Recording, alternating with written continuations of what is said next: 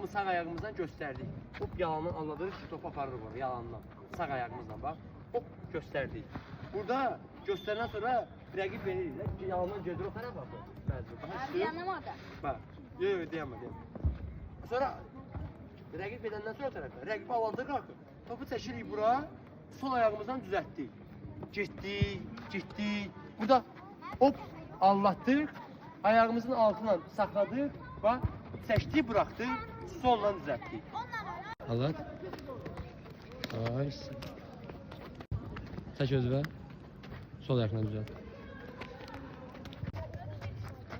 Ay işte o getdi. Çək özünə. Bırax. Ay, sol ayaqla düzəlt. Ay işte o. Ay işte.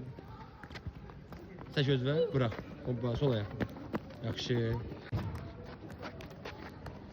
At. Burada çək özünə. Bırax. Ay sol ayaq. Yaxşı. Çəkin özünə. Bırax. Ay sol ayaqla düzəlt. Getdi. Sağ ayaq. Çək özünə. Bırax. Sol ayaqla düzəlt. Ay. Sağ ayaqla at. Çək özünə. Bırax. Sol ayaqla. Hoppa. Ay sağ ol. Sağ ayaqla atdı. Yavaş. Çək özünə. Bırax. Ay sol ayaqla düzəlt. Ay. Sonra çək özünə. Bırax. Ay sol ayaqla düzəlt. Ay. Getdi. Sağ ayaqla at. Çək. At. Çək özünə. Bırax. Getdin.